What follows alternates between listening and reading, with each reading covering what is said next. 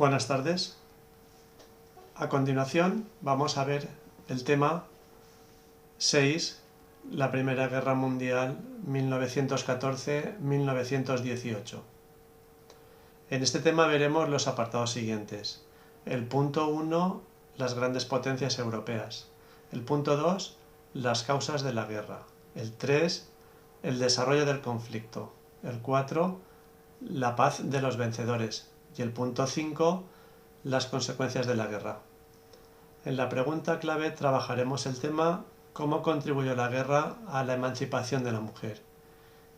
Y en las técnicas de trabajo realizaremos o analizaremos las causas de este conflicto.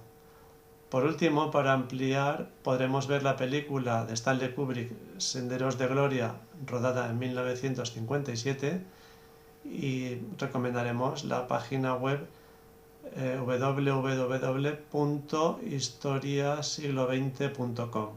En ella encontraremos ampliaciones muy interesantes.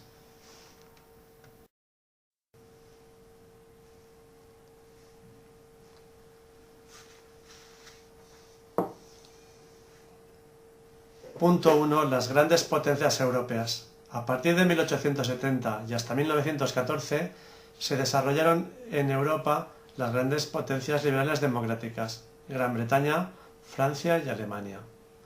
Pero junto a ellas pervivían los viejos imperios absolutistas, el austrohúngaro, el ruso y el otomano, en los que se veía con claridad la huella del antiguo régimen.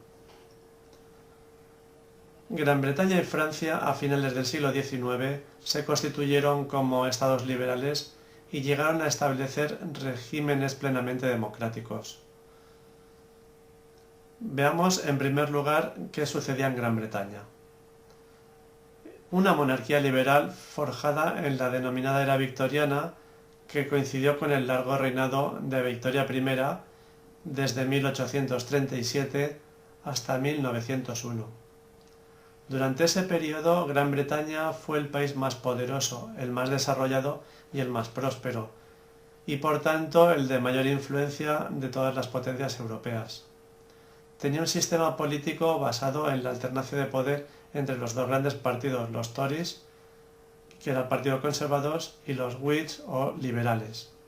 Sin embargo, a finales de la década de 1890, los liberales fueron incapaces de asumir la representación de sectores de nuevos votantes y lo que hicieron fue perder terreno a partir del Partido Laborista, que fue el que tomó el relevo. Este proceso de modernización se basó en las diversas leyes de las reformas, de las Reform Acts que vimos en el tema anterior, y que fueron desde 1832 hasta 1855, ampliando el sistema electoral, haciéndolo cada vez más participativo y representativo. La última reforma electoral se realizó en 1885, cuando se amplió el número de votantes, acercándolo al sufragio universal masculino. Esta ampliación del derecho al voto vino acompañada de una democratización también de la enseñanza, que se convirtió en obligatoria desde los 6 hasta los 13 años y en gratuita a partir de 1891.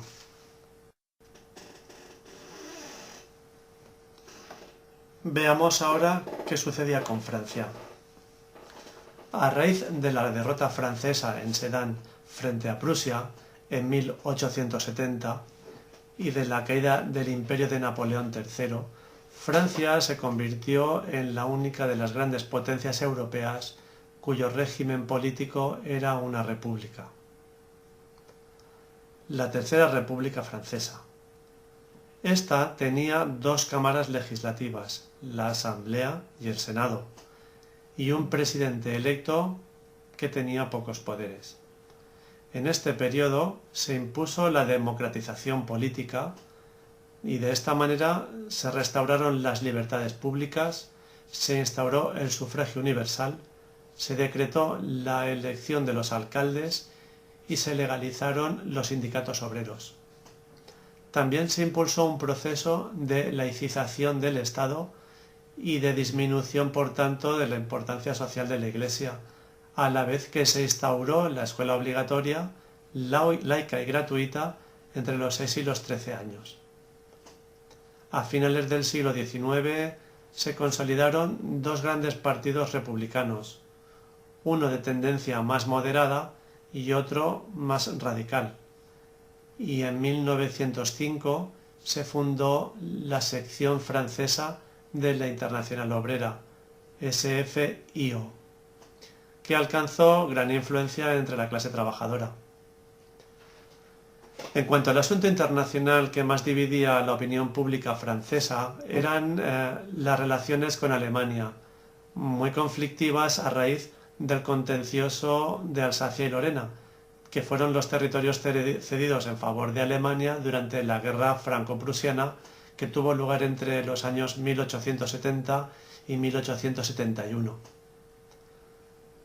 Una corriente de opinión defendía la necesidad de llegar a acuerdos con los alemanes, mientras otra corriente mantenía que la reconciliación con Alemania era imposible y que Francia debería buscar alianzas con otras potencias para enfrentarse a Alemania y tratar de recuperar así esas regiones que se le habían arrebatado.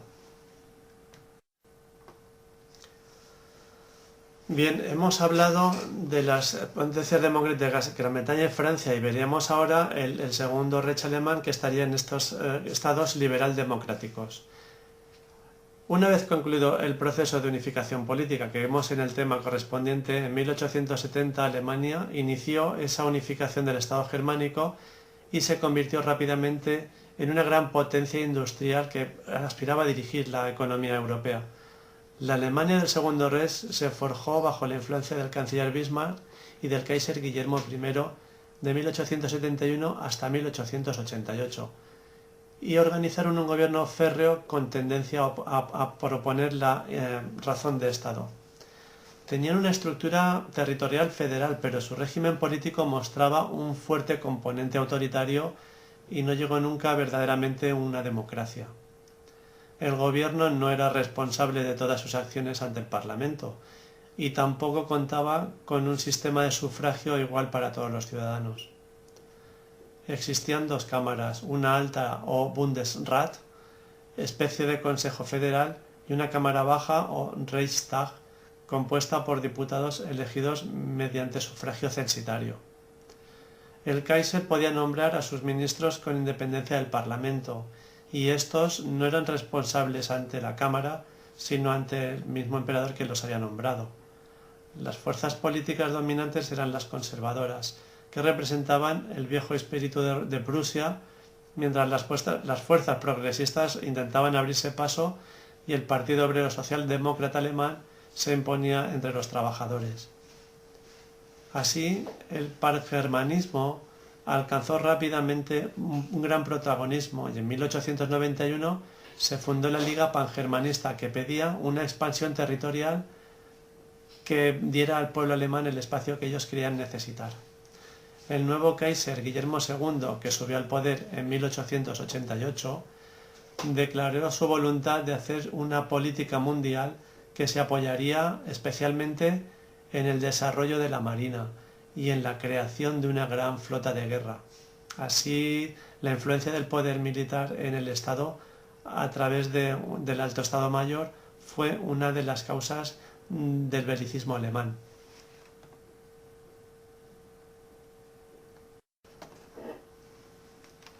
En cuanto a los viejos imperios europeos, estos conservaron su carácter de monarquías absolutas y en ellos nunca penetró el sistema liberal. El imperio austrohúngaro ocupaba un espacio plenamente europeo, mientras el imperio ruso se había expansiado por Asia y el turco era mayoritariamente asiático.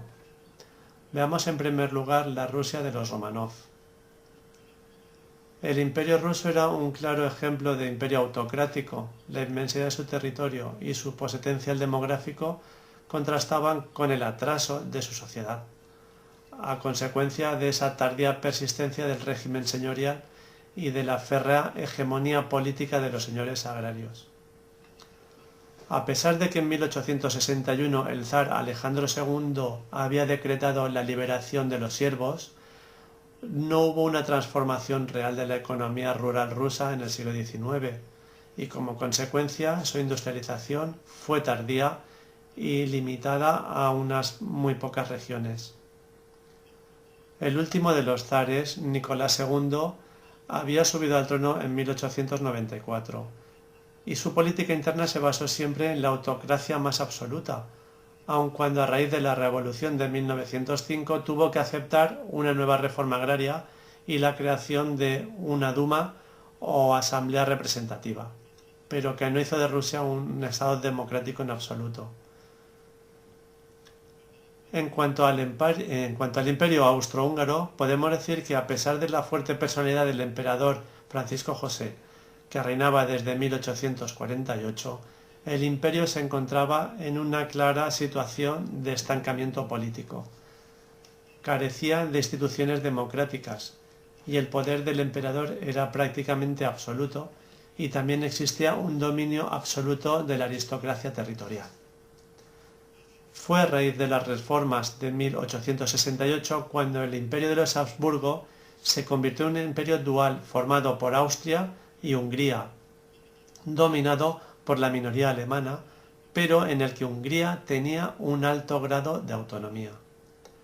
El problema clave en el interior del imperio eran las reivindicaciones, las peticiones de las diversas nacionalidades que estaban sometidas, como podrían ser los eslavos del sur y del este, los serbios, croatas, eslovenos, polacos, checos y también rumanos, búlgaros e italianos. En cuanto al Imperio Otomano, podemos hablar de su descomposición, pues a finales del siglo XIX el Imperio turco era ya un régimen autocrático pero en decadencia.